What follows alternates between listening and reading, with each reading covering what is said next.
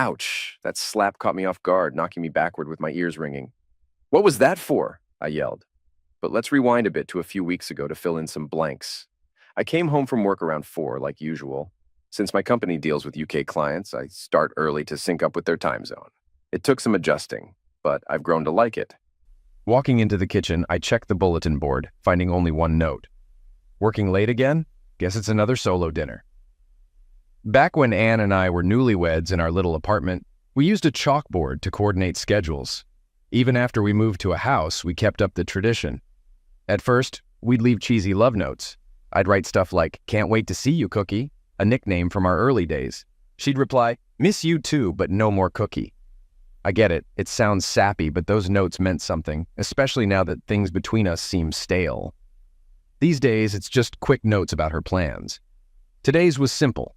Working late. I get it. Routine can dull even the brightest sparks. Lately, it's felt like more than just routine affecting us. We hardly spend any time together anymore. My work hours are part of it. I'm out before she's even up.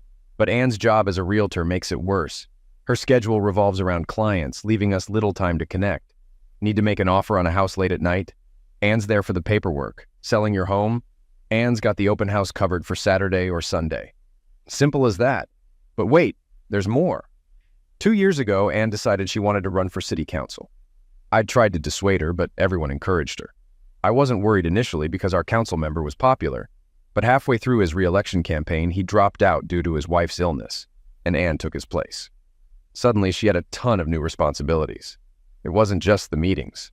Anne was busy with constituents, task forces, you name it. I was proud of her on election night, but as time passed, we grew apart. Whenever I brought it up, she accused me of jealousy, and it got worse. Her attitude toward me changed, becoming colder and condescending. I couldn't shake the feeling. It ate at me, especially seeing how little time we had together. One night, as we were about to relax, she got a call from a client, ruining our moment. It still bothers me to this day. Honestly, I remember having to scrap our weekend plans once due to a major client's network issue. Now I'm at the kitchen table, trying to sort things out. Maybe I've been unfair to Anne. Perhaps jealousy plays a part because everyone seems to demand her time. As a network engineer, I've learned to spot problems from small signs. My gut says it's more than just our hectic schedules bothering me. It's her attitude towards me. When she first joined the council, she'd excitedly share updates. Now, she's silent. Maybe it's just the excitement wearing off. Or maybe she thinks I'm not worth talking to anymore. It's a troubling thought. What if she's cheating? I quickly pushed that awful idea away. But it fits too well with my doubts. Why the secrecy about her late nights? Could she be seeing someone else? Why the condescension when we're together? Does she resent me as her unwilling partner? Angry thoughts consume me. I need to break this cycle. So I change into work clothes and mow the lawn until it's dark. It helps clear my head. I still worry, but at least I'm calm enough to make a plan. When network issues arise, I run tests to find the cause. I need to do the same for my marriage, figure out what's gone wrong. Over dinner, I brainstormed diagnostic tools. Spying crossed my mind, but it seemed complicated. Setting up cameras or bugs seemed pointless with Anne rarely home. Her time away concerned me. Tracking her car felt futile too, given her constant travel for work. I hesitated to tap her phones, deeming it costly, but hiring a pro seemed the best bet. Searching online yielded many options, but I distrusted reviews. I stumbled upon a news story featuring local detective agencies, Channel 9, where Amy Howard works. We dated briefly in college, so I figured she might help. I phoned Amy, suggesting we grab a beer after work. She agreed, noting it was a slow news day. When she arrived, I admired her confident, professional demeanor. We caught up on post-college life before I broached the topic of her recent article on detective agencies. Amy caught on, realizing I hadn't mentioned Anne. She gave advice on choosing an agency, cautioning against large firms due to gossip risk and small ones for potential delays. She recommended Masterson Agency, known for professionalism and results. I thanked her, and as I left, she squeezed my hand, wishing me well. Driving home, I pondered our talk. I hoped Amy would keep my issues confidential. The next day, I contacted Masterson Agency based on her recommendation. Luckily, the woman I spoke to arranged for me to meet with Mr. Masterson the next morning. I assured her I'd be there. That evening, Anne arrived home on time, and we had dinner together for the first time in days. I was nervous about conversing with her given my plans, but she spent the evening venting about a rival businessman, leaving me little to say. The next morning I rose early and skipped breakfast to ensure punctuality. Leaving a note for Anne, I drove downtown, surprisingly encountering light traffic. The Masterson agency was conveniently close to my favorite coffee shop, Stranger Brew. It was bustling even at that hour, with me snagging an empty seat. As I enjoyed my coffee and sandwich, a disturbance erupted nearby, a red-faced man berating a young woman. "You're still here? What gives you the right to hog a table when others need it?" The young woman sat silent, clearly shocked by the man's sudden outburst, which only seemed to anger him more. "You're Mexican, aren't you? I bet you're an illegal immigrant. First, you steal our jobs, now you're taking up space in my cafe. Go back to where you came from." He reached out, spilling coffee as he slid his hand across the table. Before I knew it, I was standing between them. "Leave her alone. She was here first and deserves this table. You owe her an apology." The man grew redder, but before he could retaliate, the cafe owner intervened, brandishing a pool cue. "Get out and don't come back. You're not welcome here." The man left, muttering insults. Turning to the woman, I apologized and offered to buy her another coffee. She was surprised by my intervention. "You don't know me. Why did you help?" I shrugged. "I can't stand bullies and bigots." She smiled gratefully, introducing herself as Maria Elena Alvarez. "I'm grateful for your help. Not many would do what you did." "Thank you, Maria Elena. I'm David Davis. Glad I could help," I replied. Joe returned with fresh coffee for both of us, apologizing for the incident. We assured him we'd return. Maria then suggested we share a table to free up space. "I'd love to join you," I accepted, sitting down beside her. We chatted over steaming cups. Maria explained she was early for her new job nearby. I admitted I didn't frequent the cafe often, having a meeting later. As Maria checked her watch, she thanked me again and prepared to leave. I shook her hand, watching her go. Finishing my coffee, I left for the Masterson agency. Spotting Maria ahead, I caught up at a crossing. She smiled as we walked and, noticing me following, nodded in acknowledgement. She frowned, worried I was following her. To my horror, she entered the same building I was headed for. I waited, hoping she'd leave, but she remained in the lobby.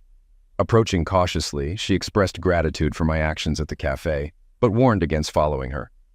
"I have an appointment here," I assured her. Skeptical, she headed to the elevator, and I followed.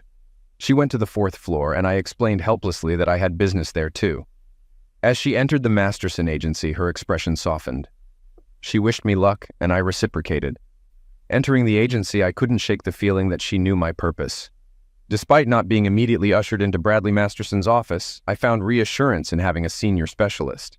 He looked the part, towering over me like a midfielder. I felt intimidated at first, but he swiftly eased my nerves with his professionalism. He adeptly questioned me about my wife, my suspicions, her habits, and other relevant factors. He's clearly very knowledgeable.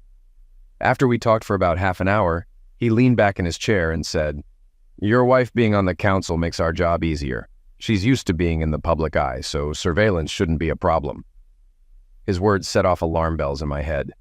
"Your team needs to be careful," I warned. "If she catches wind that she's being followed, it could lead to a major political scandal." "Mr. Davis, rest assured," he replied. "We pride ourselves on discretion and professionalism. Your wife won't suspect a thing." Still uncertain, I pressed, "What methods will you use? Audio, video, GPS tracking?" He leaned forward, arms crossed, and gave me a stern look. "I won't disclose our methods to prevent you from looking for signs of surveillance. We've had clients jeopardize our work by accidentally tipping off their spouses." He then made it clear. "For the next 2 weeks, do not attempt any surveillance yourself. Stick to your routine and act normal around your wife. We're professionals and don't need interference from amateurs, understand?" I nodded, but his last statement lingered in my mind. "You mentioned 2 weeks. Do you think that's enough time to gather what you need?" He relaxed and smiled. "Considering you've noticed significant changes in your wife's behavior over the past 6 months, it suggests the affair, if any, is at its peak. She's eager to see the other person and believes she's getting away with it. I anticipate having definitive answers by next Friday. At the very least, we'll flag any suspicious behavior warranting further investigation." Impressed, I realized he not only possessed the skills for the job, but also a keen understanding of human nature. I had chosen the right investigator. "Okay, I'm sold. How much will this cost?" Without hesitation, he named a figure that made me wince. I understand it seems steep, he said calmly, but we'll deploy multiple staff, vehicles, and costly equipment. And most importantly, we'll provide answers. You've expressed how uncertainty weighs on you. What's your peace of mind worth? He had a point. I wrote the check. Over the next 2 weeks, I felt uneasy. I questioned my every move around Anne, fearing suspicion, but it became clear it didn't matter how I acted. Anne's indifference persisted. When I inquired about her job, she responded as if it were a favor. It became clear she doubted my ability to comprehend her work on the board, making me feel like more of an annoyance than a husband. The following weekend, I tried to engage her by suggesting we go out, but she dismissed the idea, citing exhaustion from open houses. It felt like we were mere neighbors, not spouses sharing a home. Memories haunted me of our once vibrant life together. We shared common interests, dreams, and a deep passion for each other. But as we pursued our ambitions, our connection faded. I pondered if my career focus had contributed to our distance, yet I couldn't shake the feeling that there was something more at play. Reflecting on Anne's relentless pursuit of success, I questioned her satisfaction with what she had achieved. I realized our career paths had strained our marriage. Despite my discomfort, I believed spying on Anne was necessary for peace of mind. During those 2 weeks, I felt like a patient awaiting exploratory surgery, terrified of what would be uncovered, but eager for it to end. Before the meeting, I stopped by Stranger Brew for my usual coffee, feeling like it was my last meal. Despite scanning the cafe for Maria Elena and the bigot I encountered previously, neither appeared. Finally, it was time. Walking to Masterson's agency felt like the Green Mile for a condemned man. Masterson surprised me by escorting me to his office himself, his demeanor grave. This can't be good news, I thought. Sitting down, he gestured to a folder on his desk. I think you should see for yourself, he said quietly, causing my heart to race. With trembling hands, I opened the folder and examined the first photo. A picture of my wife holding open the door to an unfamiliar house, a for sale sign barely visible. Flipping through more photos, I saw Anne at the council chamber, chatting with the mayor and entering her real estate agency. Confused, I realized they all appeared innocuous, exactly as I'd expected my wife to look. Masterson's somber expression morphed into a wide grin as he spoke. Mr. Davis, I'm pleased to inform you that your wife hasn't been unfaithful. She hasn't shown any signs of suspicious behavior whatsoever. He reclined in his chair, exuding relaxation. Your wife wears many hats, Mr. Davis. She's a dedicated official, a successful realtor, and a driven individual. But rest assured, she's not a disloyal spouse. His tone turned serious. I understand these past 2 weeks may have been tough for you, but you can put your doubts to rest now and focus on your marriage. He smiled warmly. Usually my job involves delivering bad news. It's refreshing to share good news for a change. He rose to shake my hand. You're fortunate, Mr. Davis. I felt elated, as if a doctor had just declared a suspicious spot on an X-ray benign. Struggling to express my gratitude, I shook his hand again. He handed me an envelope from his desk drawer. Here's the remainder of the bill. I hope you feel it was money well spent. You can settle it with the receptionist on your way out to spare the hassle of sending it home. He chuckled. I won't resort to cliches about walking on air. Suffice it to say, I left Masterson's office in high spirits. Initially, relief washed over me, but soon a realization dawned. I needed to start repairing my marriage right away. I had to demonstrate my love for Anne and stop taking her for granted. By the time I returned to work, I had a plan in mind. Luckily, Anne had a free weekend ahead, so I could go all out. I made notes on Friday night: flowers, takeout from her favorite Mediterranean restaurant, a bubble bath, fresh sheets on the bed, breakfast in bed on Saturday, a spa trip, more flowers, dinner reservations at the town's finest restaurant, a full-body massage, and lovemaking time reminiscent of our early marriage days. I grinned with anticipation. As expected, Anne arrived home at 7 a.m. from the zoning committee meeting, exhausted. I'm too tired to cook, she groaned, collapsing onto the couch. Suddenly she caught a whiff of something delightful. What's that amazing smell? Then she spotted the flowers on the coffee table. Where did these come from? I approached her, kneeling beside her with a broad smile. These beautiful flowers are for my beautiful wife, and dinner is already prepared. Amazed, she admired the flowers and suggested moving them to the dining room. While she did that, I plated her meal in the kitchen. By the time she sat down, everything was ready. With a clean towel draped over my arm, I presented her favorite chilled wine. Care for a glass, my lady? Grateful, she nodded, and as we sipped our wine, we began our meal. After a few minutes, she set her fork aside and praised the dinner. "This is wonderful. You haven't treated me like this in ages. What's the occasion?" Then her expression shifted. "Are you feeling guilty about something?" I anticipated this question. "Yes," I admitted. "I've neglected you for too long. You've been working tirelessly, juggling 2 jobs while I've been absorbed in my own work. I realize now how lucky I am to have you as my wife, and I'm committed to showing you how much you mean to me." She paused, then broke into a smile. "We've both overlooked each other, haven't we?" Gesturing to the table, she asked, "Anything else?" "Of course," I replied eagerly. "After dinner, I'll run you a bubble bath so you can relax. Then I'll tuck you in for a good night's sleep." I grinned. "You'll need it because I have more planned for tomorrow." It had been a while since I'd seen her smile like that. Later, as she settled into bed after her bath, she noticed the new bedding. "Is this new?" she asked, running her fingers over the fabric. "It's the finest cotton with the highest thread count I could find," I proudly replied. "Now, relax and have sweet dreams." She smiled gratefully and closed her eyes as I turned out the light. When I checked on her a couple of hours later, she hadn't stirred. The next morning, she was still asleep when I brought in a tray loaded with eggs Benedict, hash browns, and mimosas. "Don't take too long," I reminded her. "You've got a spa appointment at 10 o'clock. She shook her head in surprise. "You spoil me." "I hope so. You deserve it. Oh, and after the spa, why not check out the mall for something to wear tonight at Il Fiorentino?" She glared at me as I descended the stairs. Dinner was special. Anne had found a stunning new dress, and when I saw it, I knew I was lucky. When the waiter brought the Prosecco, I toasted to the beautiful woman who made me the luckiest man. She raised her glass, eyeing me curiously. "You're not hiding a mistress somewhere, are you, Dave?" I flinched at the suspicion. "Absolutely not, Cookie. I take my vows seriously, and I couldn't be more attracted to anyone than you." "Never," she agreed, clinking her glass with mine. Our dinner was superb, but we skipped dessert to avoid feeling too full. After finishing the second bottle of wine, we giggled as we climbed the stairs hand in hand. In the bedroom, she turned to me, asking, "What's next, my dear husband?"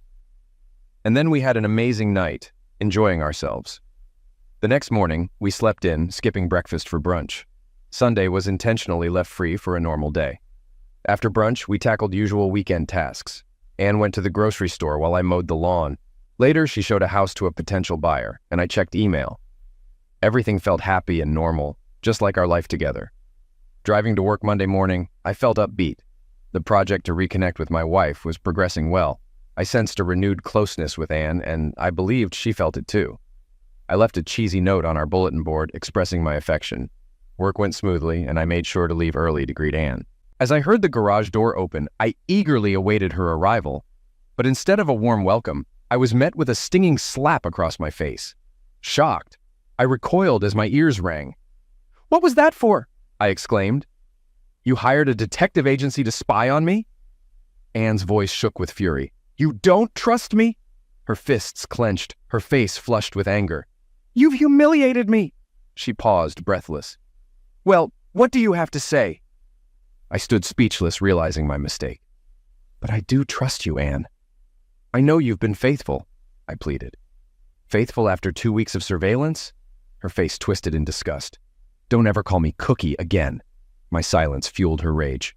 "You were only nice to me out of guilt," she accused, tears streaming down her face. "I've never been treated so horribly by my own husband."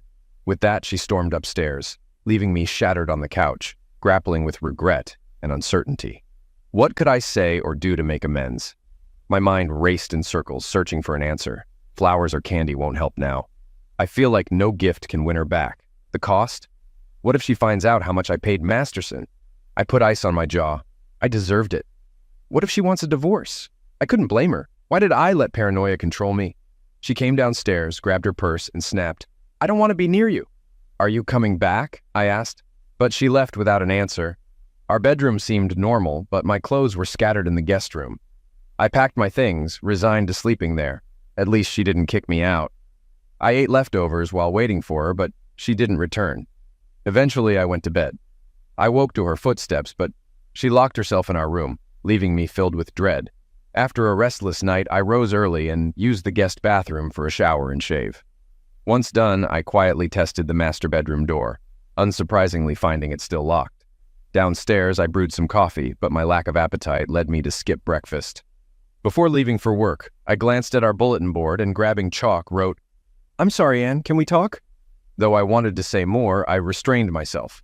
Thankfully, work presented no major issues, as I would have been ineffective dealing with them. My mind was consumed with how to explain my actions without exacerbating the situation. Honey, I love you, but I had suspicions of your fidelity. Perhaps that's not the best angle. How about now that I've thoroughly reassured myself, I trust you again? Yeah, that might reassure her. After wrestling with it all day, I resolved to tell her the truth. Darling, I feared we were growing apart, allowing paranoia to cloud my judgment. This approach offered the virtue of honesty and, paired with a genuine apology, might offer some solace. Leaving work slightly early, I prepared to throw myself at her mercy upon her return. However, my hopes were dashed when I spotted the bulletin board in the kitchen. My plea had been erased, replaced by a blunt "go to hell," not a promising sign. Nevertheless, I prepared a delicious dinner for us, hoping we could talk over the meal. 2 hours later, sitting alone at the table, the folly of my plan became evident. Accepting defeat, I finished my dinner and stored her untouched plate in the fridge. Just as I was wrapping up the late news, she arrived home. As she made her way upstairs, I couldn't resist speaking up. "I was concerned about you, Anne. I had no idea where you were." She fixed me with a steely gaze. "Why didn't you contact your private investigator and report the incident?" Her voice dripped with sarcasm. With that, she ascended the stairs, the slam of our bedroom door echoing. All I could manage was a groan. That night crystallized the state of our relationship. We existed in a cold war with no room for negotiation. She came and went at will, her schedule a mystery to me. We no longer ventured out or shared experiences. I was convinced divorce was imminent, wary of any interaction with strangers. Yet, to my relief, the divorce papers never arrived. Over time, I discerned a subtle shift in our dynamic, if not a thawing. Her rage toward me gradually gave way to apathy. Conversation resumed, but only regarding practical matters. "Is tomorrow garbage day? Any mail for me?" Yet discussions about our predicament remained off-limits, the bedroom door firmly shut. In the quiet of the night, my thoughts cycled through a tumult of emotions, akin to those repetitive gifs online. Initially, I harbored resentment and defensiveness toward her treatment. "How long will she keep this up? I haven't wronged her. It's unfair to shut me out." But swiftly, remorse flooded in. "This is your fault, David. Imagine her doing the same. How long before you'd forgive?" Then back to remorse. Above all, I felt profound anguish. I longed for my wife, for the closeness we once shared. My aim had been to draw us closer, yet all I achieved was to push us further apart. Memories of the blissful weekend before everything unraveled haunted me, a poignant reminder of what was lost. Those around me started to notice my depression, but their inquiries and concerns only exacerbated it. The last thing I wanted was to discuss my actions, especially with my friends. I dreaded their reaction, knowing they would be outraged by what I had done. Moreover, if news of hiring a detective to spy on Anne surfaced, it could spawn damaging rumors, potentially damaging her political aspirations. If I sabotaged Anne's political future, our relationship would undoubtedly crumble. I felt trapped in an inescapable dilemma. Feeling utterly despondent, I had nobody to confide in. I now understood the anguish of purgatory. One Sunday, seeking solace, I took a stroll in the woods, hoping the fresh air would clear my mind. After walking for an hour, I reached a small clearing and sat on a log seeking respite. The tranquility of nature contrasted sharply with my inner turmoil. "I can't go on like this. I still love Anne, but our marriage is over. It's unfair to both of us to continue like this. We're both responsible, but I bear the brunt of it. Our marriage is dead, and I'm the one who eliminated it." Strangely, as I reached this conclusion, a wave of relief washed over me. I took a deep breath, admiring the sky, trees, and the clearing. "It's so beautiful here. I wish Anne could see it with me." Instantly, I realized what I had just thought, and the bitter taste of defeat flooded my senses. After a busy Monday at work, I sought out a family law firm that advocated for amicable divorce proceedings in a respectful setting. It resonated with me. If our marriage was beyond salvaging, I wanted to end it with as little pain as possible. I made an appointment for later in the week and just managed to hang up before the phone rang again. "Is this David Davis?" a hesitant voice queried, sounding vaguely familiar. "Yes. Who's calling, please?" "This is Maria Elena Alvarez." I'm not sure if you remember me, but we crossed paths at Stranger Brew, and now the girl is in trouble. I recall you, Maria Elena. How can I assist you? I need to discuss something very important with you. All right, I suppose I can do that. What's on your mind? No. This necessitates a face-to-face conversation. Is this some kind of gesture? It doesn't sound like him, but still, I'm not entirely clear. Could you elaborate, please, David? I urgently need to meet with you right away, if possible. I could swing by your office if that suits. That works. I'll see you there. Thank you. What had I gotten myself into? Yet she had seemed genuine earlier, and her urgency struck a chord. Setting aside my work, I headed towards the cafe. Upon entering, I found her waiting at a table toward the back. As I approached, she rose and shook my hand, then offered me a cup of my favorite coffee. Taking a sip, I pondered how to broach the topic. Opting for casual conversation for now, I inquired, "How's the Masterson Independent treating you?" A grimace clouded her expression. "Not great. I got terminated yesterday." "Fired? What happened?" I queried, but she deflected. "I'll fill you in on that later. First, let me ask about you. How are things with your wife?" I was taken aback. How could she be aware of Anne and me? Then I mentally scolded myself. Of course she knows. She witnessed me entering the agency. Heck, she might have even been part of the team surveilling Anne. In that instant, all my worries flooded back, and I felt the weight of depression settling in. Leaning back in my chair, I shook my head. This isn't going smoothly. Not at all. Somehow, Anne discovered I was tailing her, and she exploded. Surprisingly, amidst the chaos, all my anguish spilled out, and I divulged to this almost stranger the narrative I had kept concealed for so long. She observed me stoically as I recounted my turmoil. When I finally finished, she cocked her head to one side and queried, "When you met with Mr. Masterson, did he show you the surveillance photos?" "Yes, of course. Why? What did they reveal?" I asked, perplexed. "They depicted Anne engaging in routine activities, meeting with clients, attending council meetings, working in her office. Everything appeared normal, completely innocent." She leaned in, her expression strained. "David, yesterday morning at the agency, I needed to make copies of some documents. While at the copy machine, I stumbled upon your file folder." She blushed slightly. "I shouldn't have delved into it, but I remembered your kindness toward me and I couldn't resist. So I peeked inside. I saw the same photos you described, David. However, there were additional images that Masterson must have omitted. David, I came across some photos of your wife with another man. They were lovemaking, engaging in physical activity." "What? That can't be. Masterson assured me otherwise." "But there's more, David. The timestamps on the photos were different." "So this wasn't an isolated incident? Your wife is involved in an affair with this man." "I couldn't believe it. There must be some mistake. It couldn't have been Anne. Why would Masterson deceive me?" "I don't know, David, but when he discovered me with your file, he erupted and immediately terminated my employment. If he had nothing to hide, why such a reaction? Do you have copies of the photos? I need to see them myself." "No, I'm sorry. I didn't have a chance to make copies." I scrutinized her carefully. "Are you certain this isn't some attempt to retaliate against Masterson for firing you?" I detected the bitterness in her gaze instantly. "Sure, I'm upset with Masterson, but I would never use you for revenge. You were so supportive, defending me even though we hardly knew each other. I couldn't repay your kindness with such malice."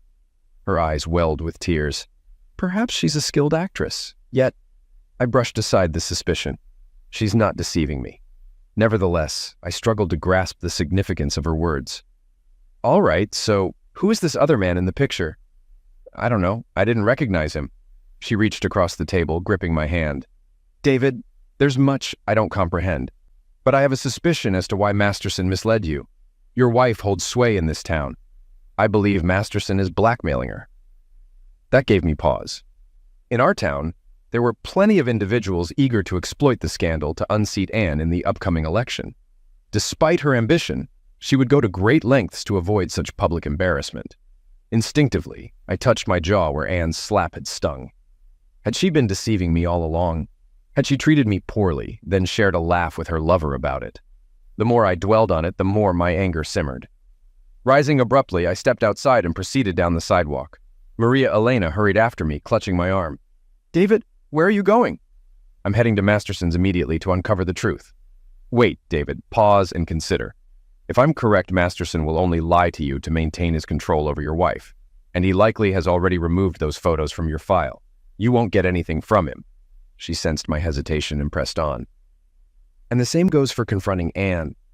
Do you truly believe she'll confess?" She guided me toward a nearby bench. "If you share what I told you, they'll both dismiss me as a disgruntled ex-employee. It'll be my word against theirs." Meeting my gaze earnestly, she asserted, "David, I swear to you, I'm telling the truth. I hope you trust me." I scrutinized her expression, testing my instincts. She's not lying. She's attempting to repay whoever aided her.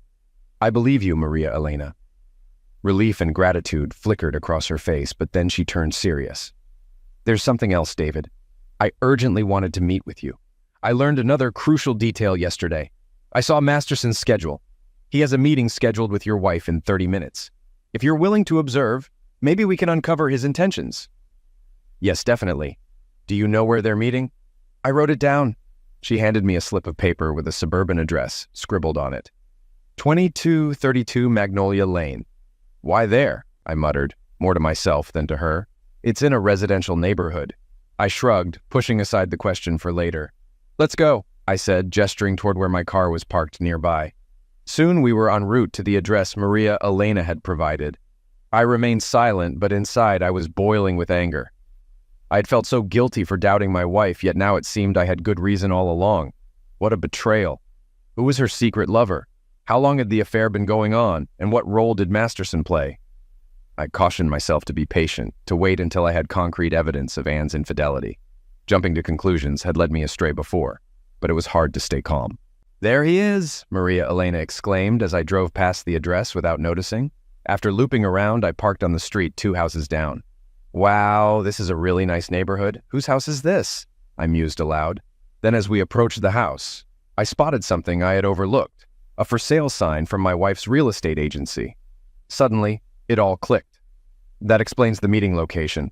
This house is vacant," I informed Maria Elena in a hushed but assertive tone. "The owners have moved out, and she's been trying to sell it for months."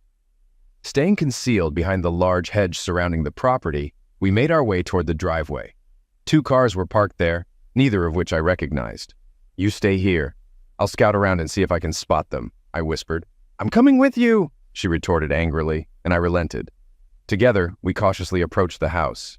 Keeping to the shadows of the hedge, we heard noises emanating from the back of the house. As we crept closer, we glimpsed French doors leading into what appeared to be a den. Peering inside, my adrenaline surged. Anne, clad in lingerie I'd never seen before, reclined on the couch conversing with someone hidden from view around the corner. I clenched my jaw. She's getting comfortable. Suddenly, a figure emerged into sight, and I remained silent. Bradley Masterson strolled into the room, wearing nothing but a grin. Later on, we saw them enjoying themselves. I seized Maria Elena's arm and motioned for her to step outside. I had never felt such fury in my life. "That woman!" I seethed once we were out of earshot. "If he's blackmailing her, she doesn't seem bothered in the least." "Should we take photos?" she inquired. After a moment's thought, I grinned. "Absolutely. We'll snap plenty of pictures and maybe involve others."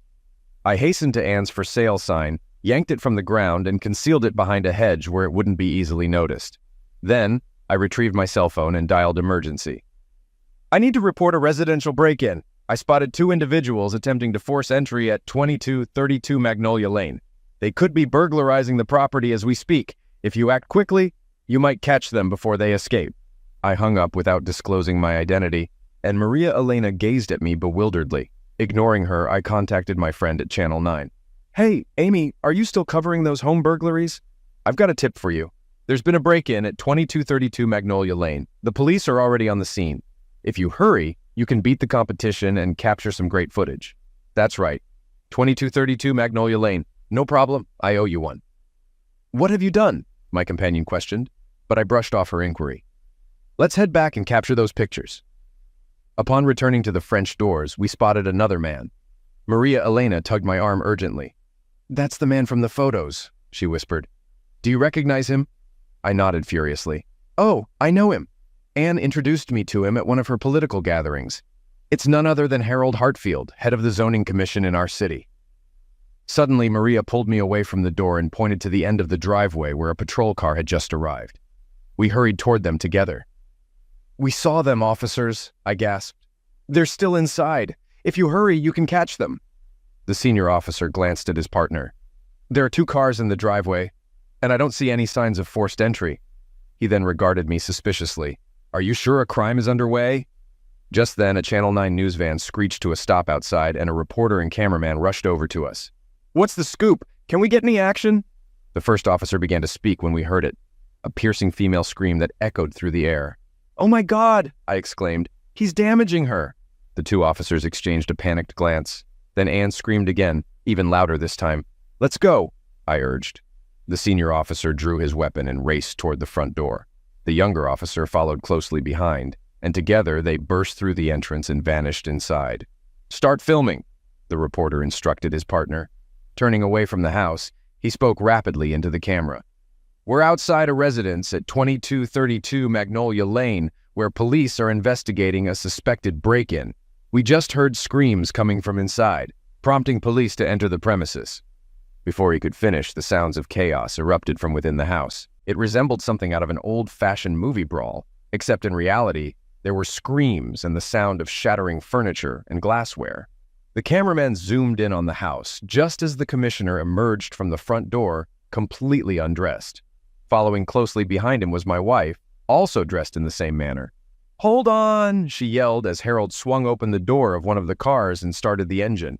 Once she was inside, he shifted into reverse, slamming on the brakes just in time to avoid colliding with a patrol car parked at the end of the driveway. In a panic, Hartfield shifted into drive and accelerated into the yard. He maneuvered the steering wheel, carving deep ruts in the lawn, attempting to plow through the hedge.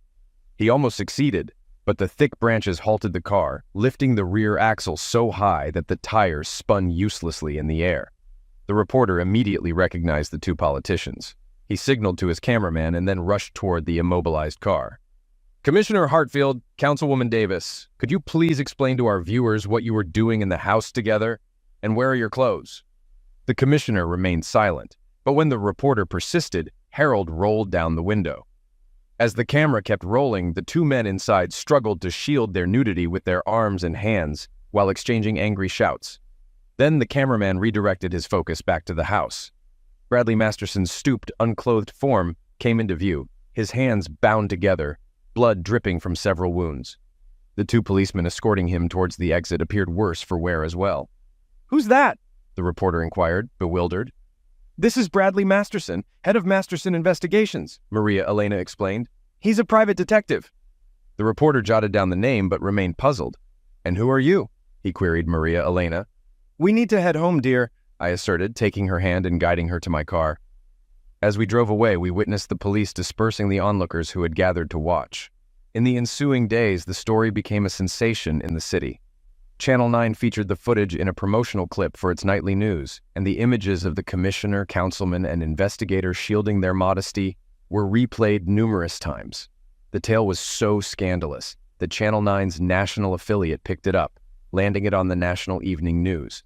Soon, there were few corners of the country where people hadn't glimpsed the spectacle of my wife dashing across the lawn.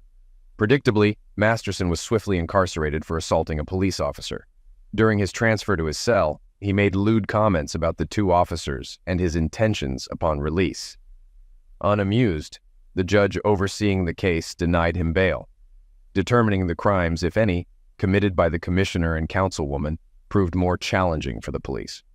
Breaking and entering was quickly ruled out, and when it emerged that Anne was the real estate agent for 2232 Magnolia Lane, even trespassing charges were dropped. Nonetheless, due to the intense media coverage, they were compelled to lay low. The local newspaper was outraged by the scandal and tasked its staff with uncovering the truth. "Politics make for odd bedfellows in commissioner and councilman scandal," blared the headline the following day.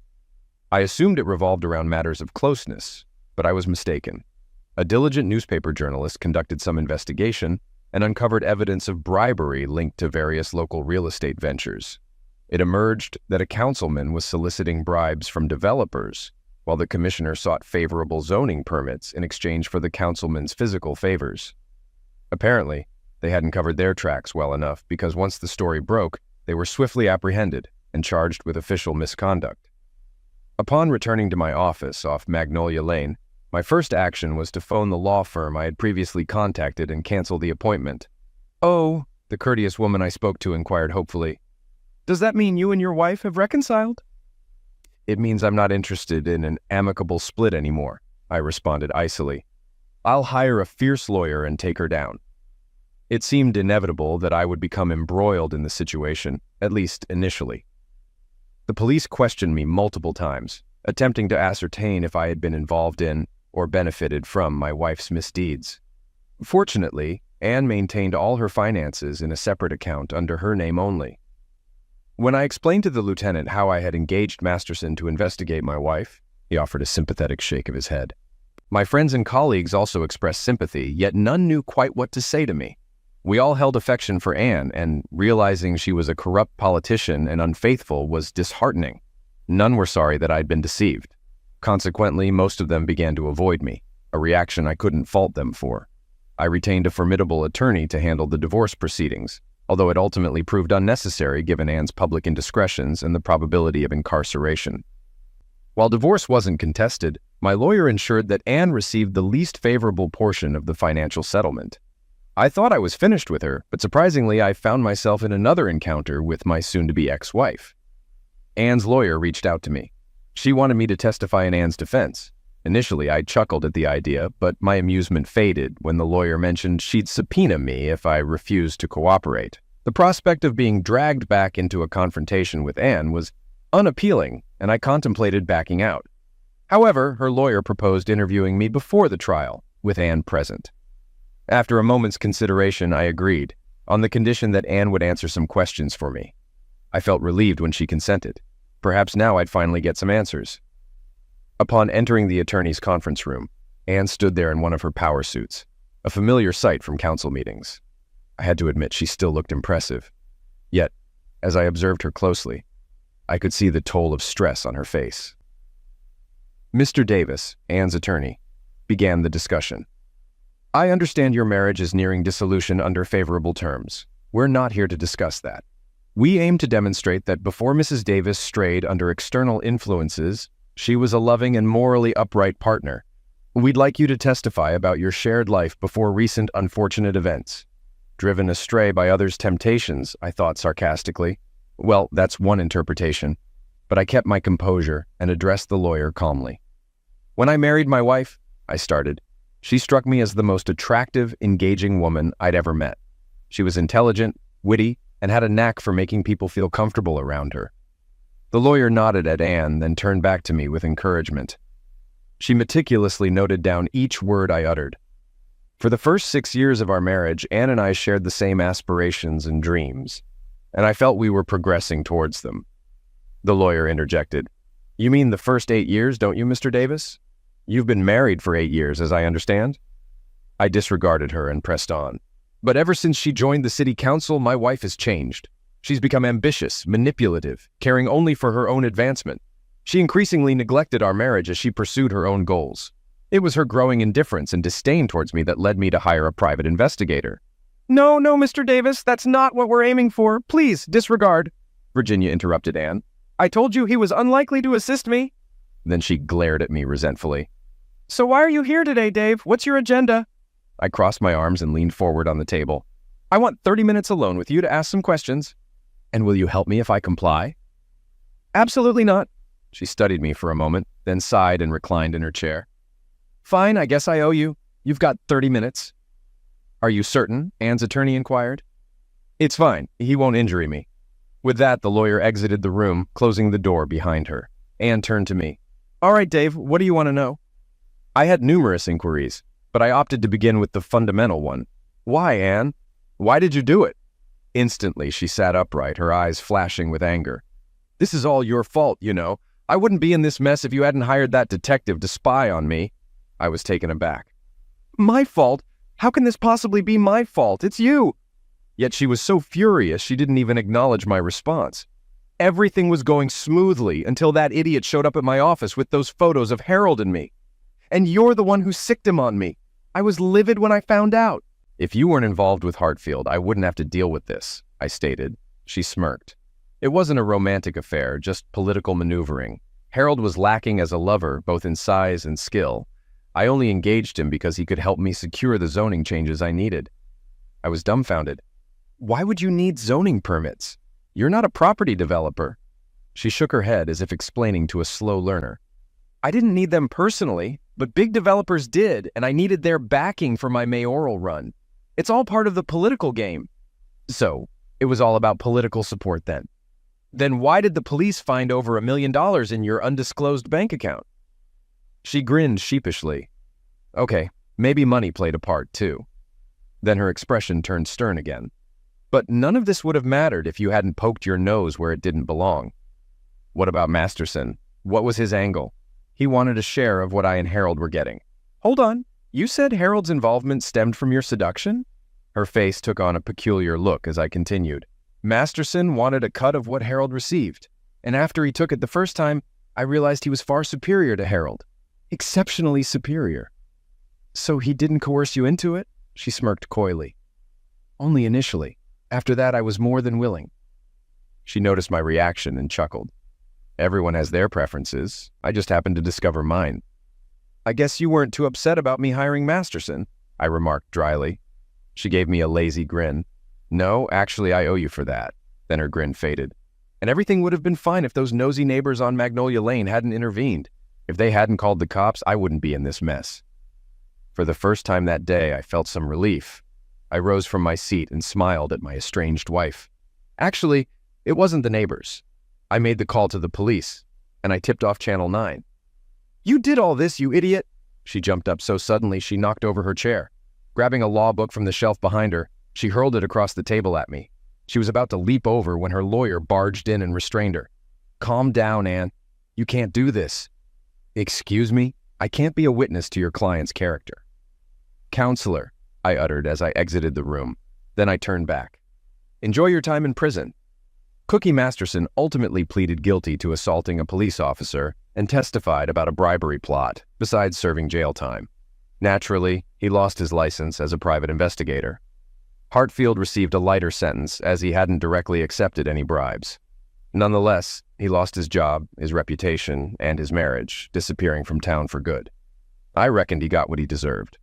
I deliberately avoided any news about Anne's trial, partly because I didn't care about her fate, and partly to maintain plausible deniability if asked. However, while at Stranger Brew sometime later, I happened to spot a newspaper headline announcing her sentencing. Unable to resist, I read it. As it turned out, Anne was sentenced to 3 to 5 years in state prison and fined $25,000 for soliciting illegal gratuities. I was also pleased to learn she faced federal charges for tax evasion on her secret funds. Seizure of her unlawfully obtained assets didn't spare her from federal prosecution. I rubbed my cheekbone. Exactly what she deserved. Perhaps now I can move on? My thoughts were interrupted by a familiar voice. Hey there, can you buy a girl a cup of coffee? I smiled at her. I'd be delighted, Maria Elena.